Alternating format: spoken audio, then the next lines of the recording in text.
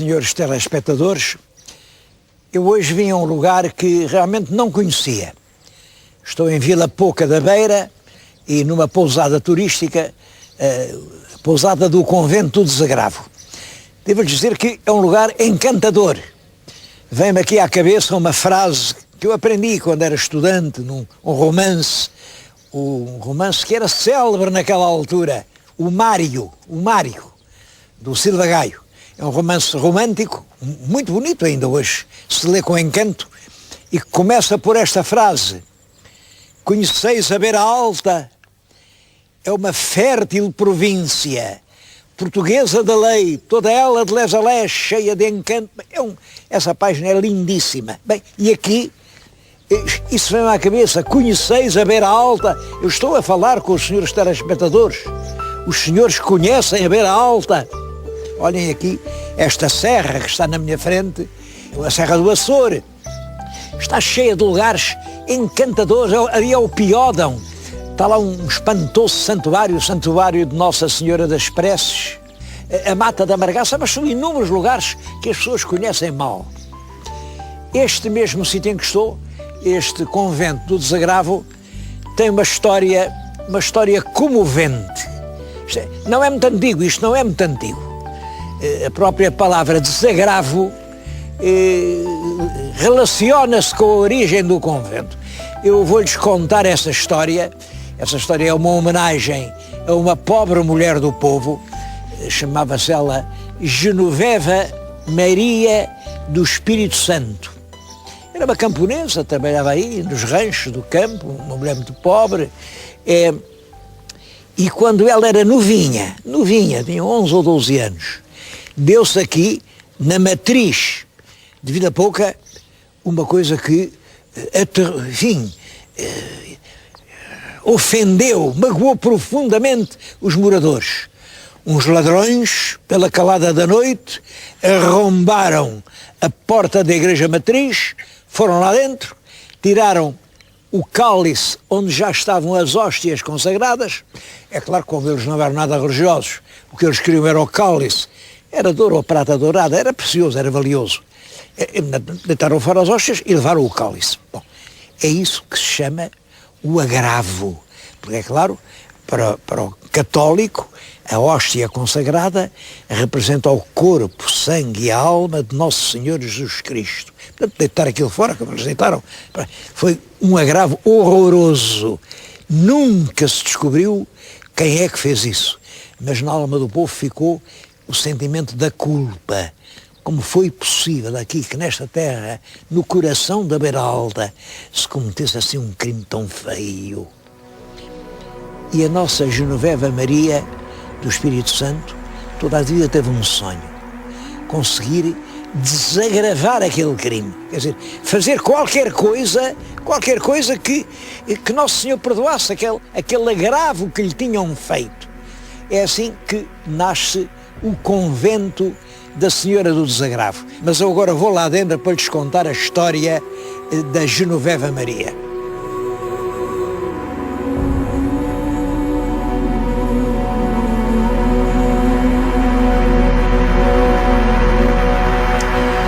Bom, é claro que hoje não temos nenhuma imagem da Genoveva Maria. As mulheres pobres nessa altura não tiravam o retrato, ainda não havia fotografia e só a gente rica é que se podia fazer pintar. Portanto, eu não faço ideia nenhuma como é que era a Genoveva Maria do Espírito Santo. Olha, mas eu estou aqui junto de uma linda imagem. Também não sei o nome dela, é uma santa, não sei que santa é. É uma imagem da coleção Bissaia Barreto, uma imagem de uma mulher com o rosto cheio de ternura, de piedade, uma mulher ansiosa, uma mulher que pede qualquer coisa. E para mim, eu agora vou falar dela como se esta é que fosse a Genoveva Maria.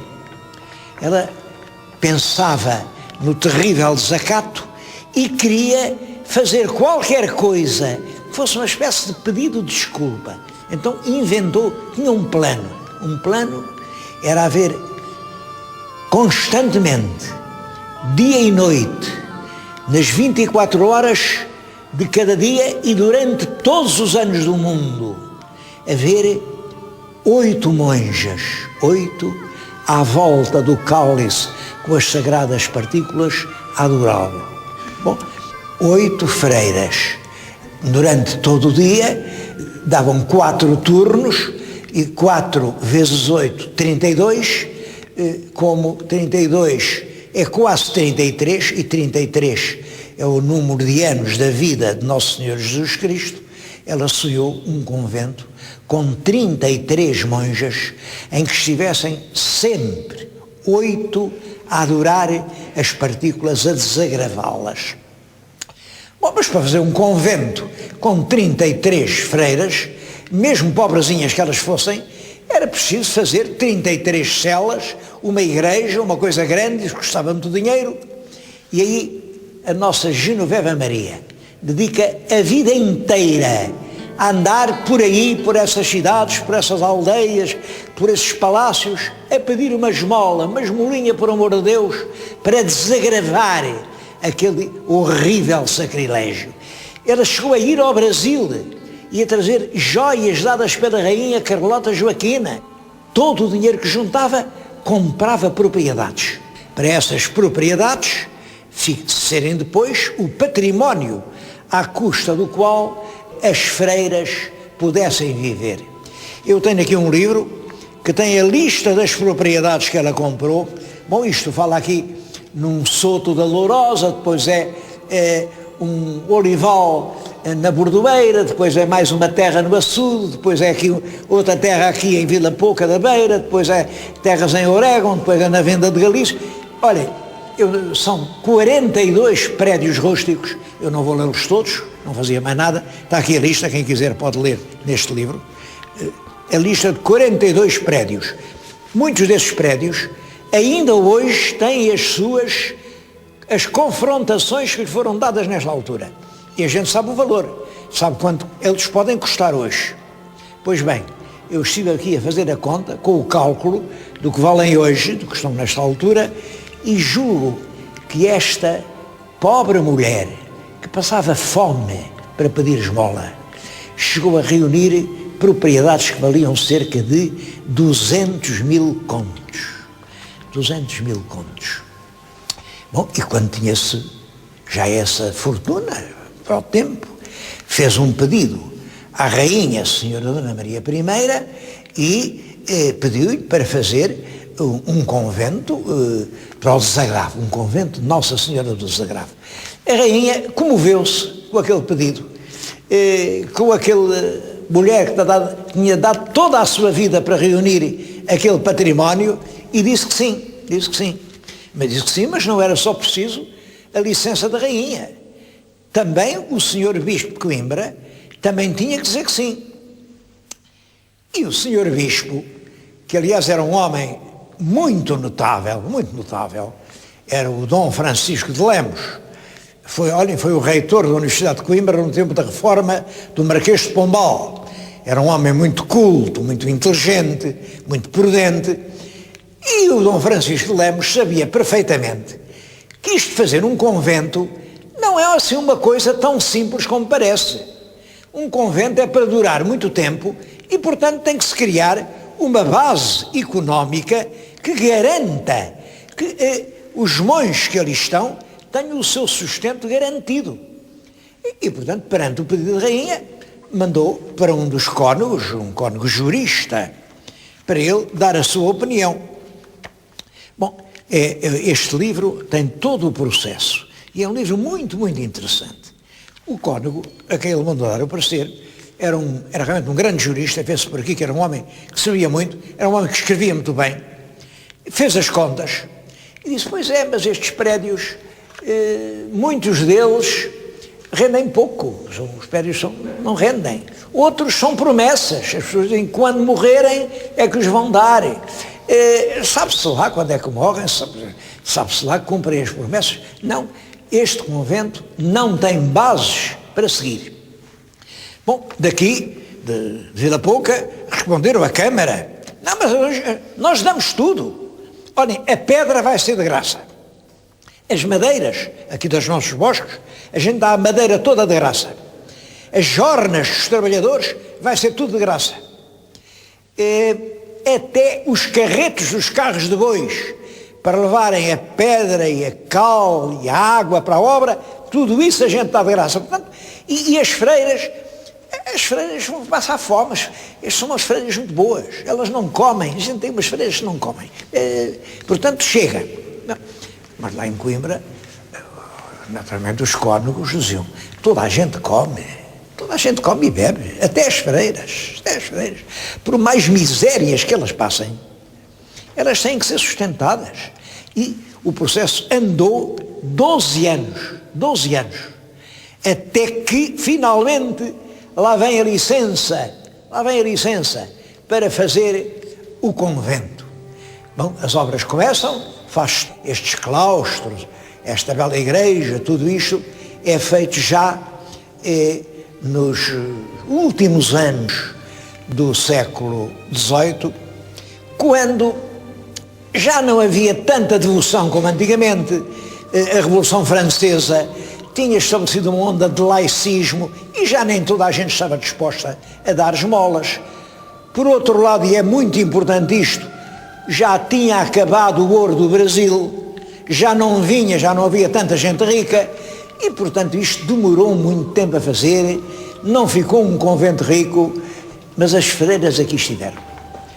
Em 1800, que se estabelecem aqui as tais 33 freiras, uma vida de fome, e imaginem que elas comiam pão e água, e aqui no campo à volta arrancavam baldroegas e saramagos, coziam-nas em água e era o seu alimento.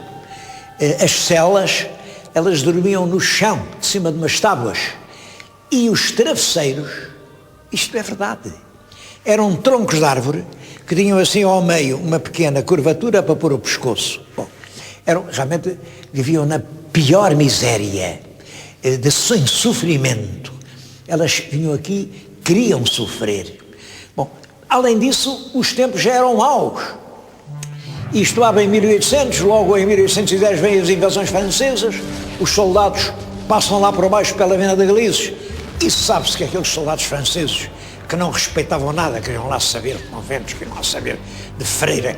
De freiras queriam até saber, e muito, onde soubessem que havia freiras, corriam lá. Portanto, elas, coitadinhas daqui, fugiram, foram para uns buracos da serra, esconderam-se aí. Mas logo a seguir vem a Revolução de 1820, a Revolução Liberal de 21, depois, com o triunfo do liberalismo, acabam os conventos, mandam embora as noviças eram as freiras novas, ainda eram as que ajudavam as velhinhas a fazer alguma coisa. Foram mandadas embora e ficaram aqui algumas monjas, coitadas, numa lenta agonia, até que a última morreu em 1889. Bom, e aqui fica o convento, olhem, a apodrecer, a cair de velho, o que é que se há de fazer? Um casarão abandonado. Depois a Câmara de Oliveira do Hospital disse: a gente precisa de um hospital, fizeram aqui um hospitalzinho com um regulamento. O hospital tinha que ser para pobres e ricos. Os pobres não pagavam nada, e os ricos pagavam 5 tostões por dia. E tem lá, o médico tem que escrever na papeleta a moléstia do doente e a dieta que ele vai levar.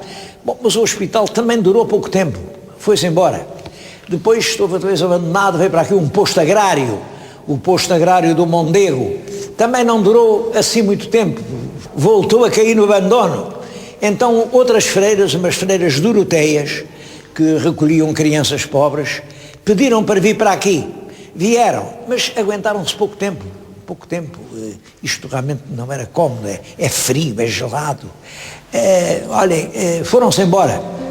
Depois vêm os anos da descolonização, e isto, a partir de 75, é uma casa de retornados. Estavam aqui dezenas e dezenas de retornados. Isto, quando os retornados foram embora, era outra vez um mar de ruínas. Bom, então, a Fundação Bisseia Barreto adquiriu isto e resolveu instalar aqui uma pousada. É nessa pousada que lhes estou a falar, e é realmente um ponto de partida magnífico para visitar a Beira Alta.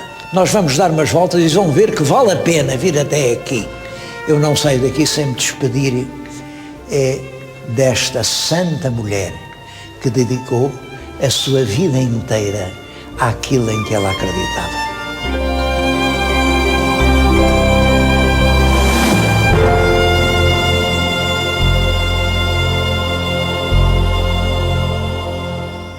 Avô tem uma glória, foi a pátria de Brás Garcia de Mascarenhas. Hoje é um nome pouco lembrado, é um dos grandes capitães da Guerra da Restauração e, sobretudo, era um poeta que faz um poema, o Viriato Trágico, foi célebre no seu tempo. Conta a história de Viriato como um emblema da independência portuguesa. O livro foi publicado em 1699, o último ano do século XVII. Ele faz aqui o elogio da terra em que nasceu. Eu vou-lhes ler até a estrofe em que ele fala nisso. Diz ele que criei-me nos vales deleitosos, refrigério de cálidos estios, quente abrigo de invernos rigorosos, labirinto de flores e de rios, de peixe, caça e frutos abundosos, de primores cheios e de ambição vazios, que ambições e privanças que namoram fogem dos vales e nas cortes moram. Isto era assim no tempo dele como agora. Só é pena que a casa em que ele vivia tenha chegado a este triste estado de ruína. E o que se passa é isto. Está na propriedade privada. E realmente, é claro, o privado tem o direito, é seu, faça o que quer. Bom, é seu, mas também é da pátria. É de todos nós. A história não tem dono. Eu estou farto de dizer isto. A história não tem dono. É tanto minha como tua. E tem que haver uma lei que obrigue os donos das casas com valor histórico a cuidarem-nas ou a entregarem-nas a quem nos cuide. Este espetáculo da casa de um dos maiores portugueses das primeiras décadas do século XVII, ser hoje uma miserável ruína que envergonha a terra onde está, isto é que é uma situação que não pode permanecer por mais tempo.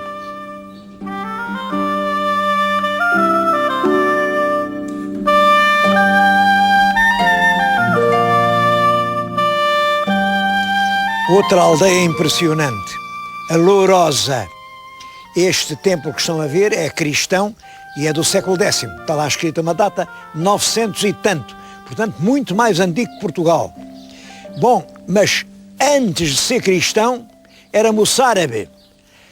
E apareceram materiais do tempo dos árabes. E antes de ser moçárabe, era visigótico. E apareceram materiais do tempo dos visigodos. E antes de ser visigótico, era romano. E apareceram materiais da época romana. É um lugar sagrado há mais de 2000 anos. Bom, de tudo isso, restam as sepulturas aqui na rocha. Era nos rochedos que os homens se enterravam.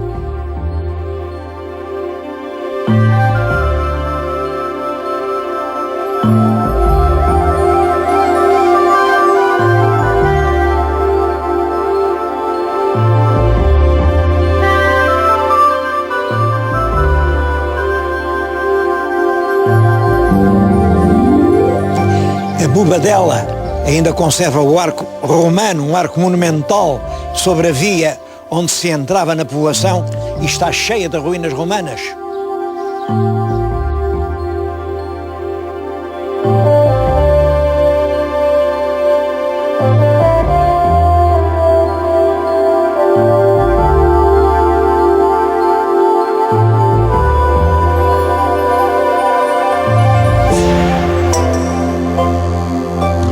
Um outro atrativo da região é o artesanato. Aqui em Vila Pouca da Beira, o artesanato da latoaria. Como sabem, a latoaria era uma arte antiga, mas depois veio o plástico e hoje é tudo de plástico. Aqui ainda se encontram, reparem nesta peça, isto é a quarta. É a quarta leva 10 litros, está marcado, aqui marcado, e é a quarta parte do almude. Isto é o corredor.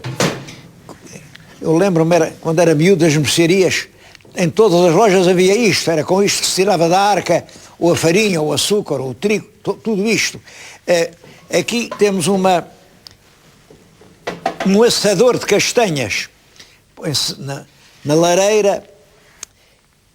Há outros artesanatos, aqui na Catraia de Sampaio, por exemplo, o artesanato do cobre, bom, mas em toda a região existe este atrativo.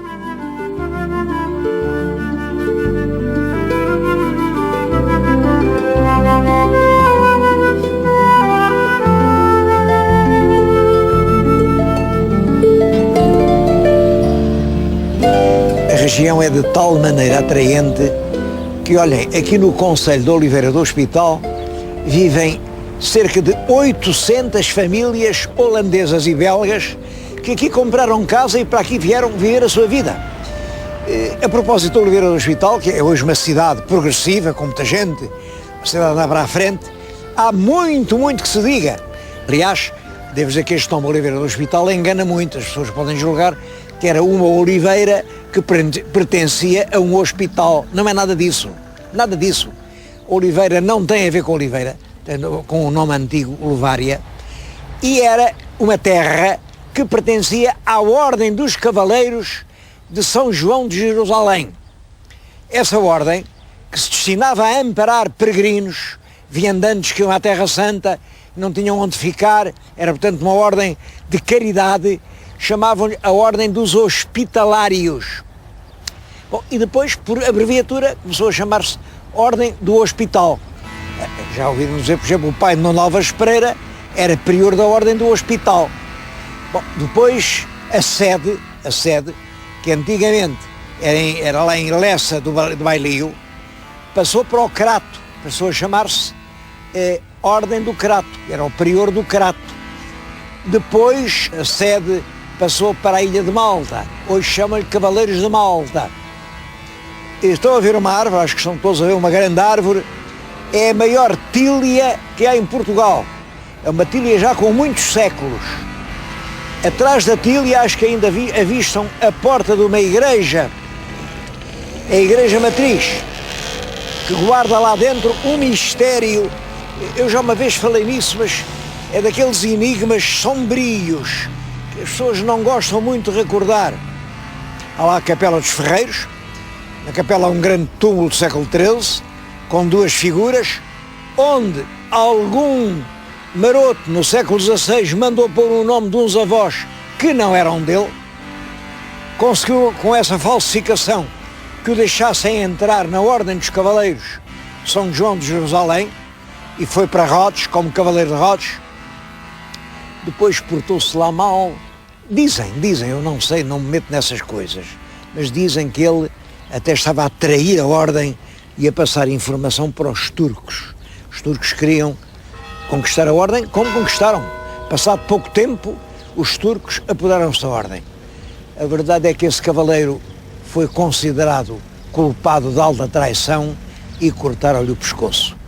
Bom, os outros cavaleiros portugueses disseram sempre foi mal julgado porque um português é incapaz de fazer uma coisa tão feia. Eu não estava lá, não vi, não sei a verdade. O que é certo é que ele, para entrar na ordem, falsificou aqui os túmulos. E quem entra pela porta falsa nunca sai em glória. O melhor caminho, podem crer, é sempre dizer só a verdade. E essa é uma das lições aqui do Oliveira do Hospital. O melhor caminho é sempre dizer a verdade.